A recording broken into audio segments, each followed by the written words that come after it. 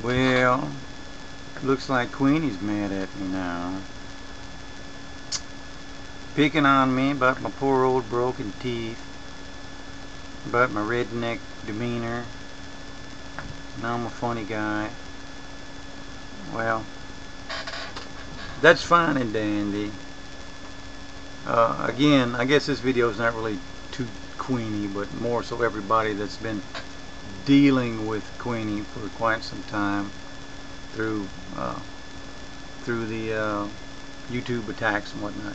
Okay, the first thing I want to bring to mind is the methodology that is used here with Queenie.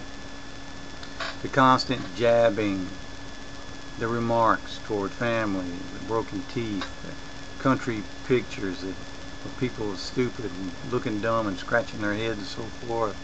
Constantly placing herself above the subject, which is me in this set of videos, and trying to get that person to get invested in anger or invested in emotion so that things will be said that can be used against them later in a court of law. Physical or maybe unphysical. Maybe a real court of law, maybe a spiritual court of law, who can say? Don't really matter. The thing about dealing with somebody like Queenie is to not get all invested and spend your time fighting that thing, because Queenie is part of something that's very much larger than herself. Most of the things she says and does, she doesn't even see anymore. She's so self-justified and feels so self-righteous in the way she acts and behaves that she's drunken with a thing. Drunken with self, drunken with the spirit of well, here we go again, spirit of Jezebel. Ooh, dare I say it, Queenie might have the spirit of Jezebel. But obviously you can see that she doesn't behave like one would think Christ behaved. Contrary to what Queenie believes, I have read some of the book, and in all the readings that I've read in the book, I've never seen Christ exhibit anything of what she exhibits, other than they both stood up and said some stuff.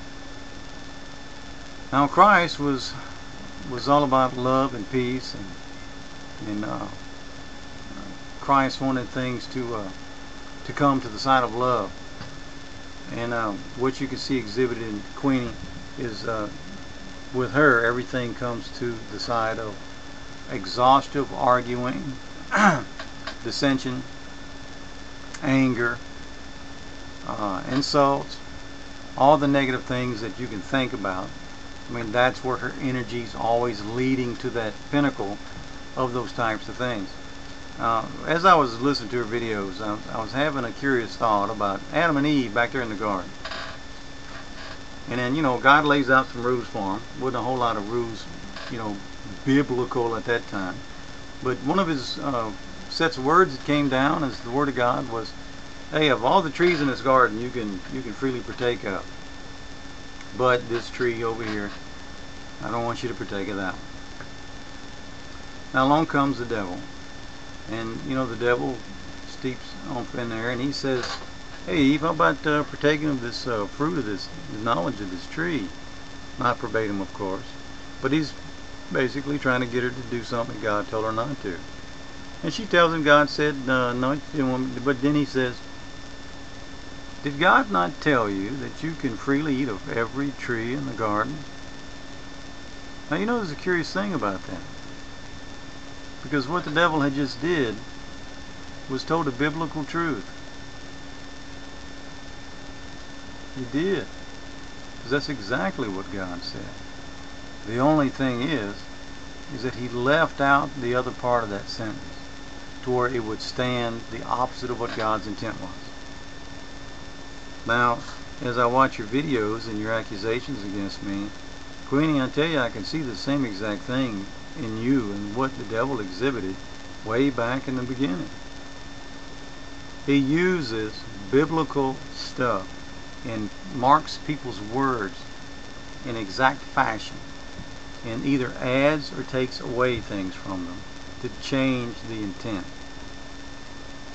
Now, I guess we all do that to a degree when there's something we want and we're letting our brains go in neutral and we're trying to obtain what we want. And what you want, obviously, through these videos is a big old fat pie of dissension, argumentation, so you can have your precious victory that you love so much on YouTube.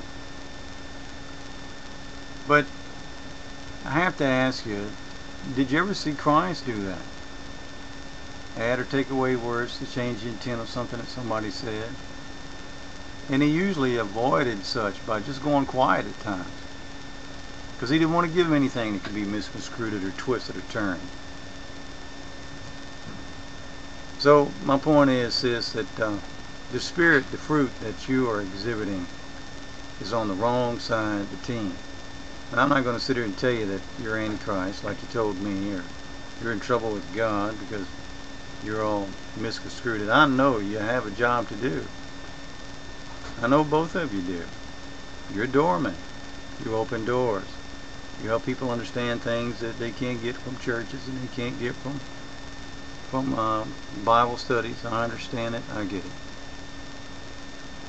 But sis, the doormans are not often held in the Bible, and they usually don't get to go in and sit down at the table and eat with the people that go through the doors they open.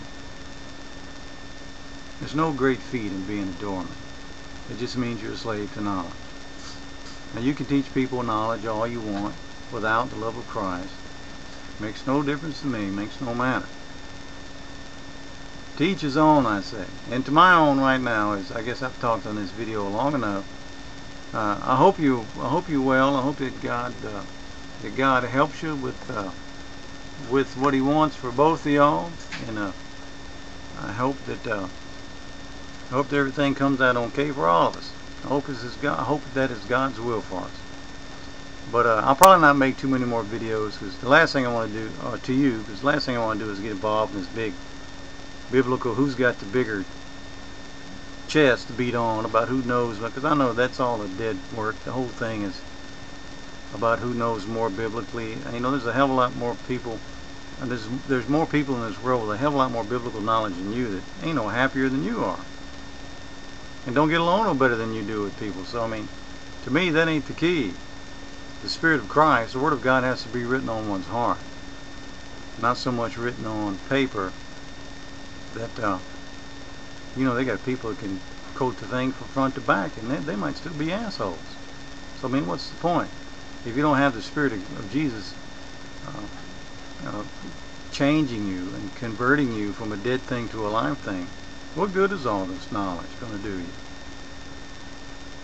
Okay, sis, that's just something I wanted to say to you, and this will probably be my last vid, hopefully.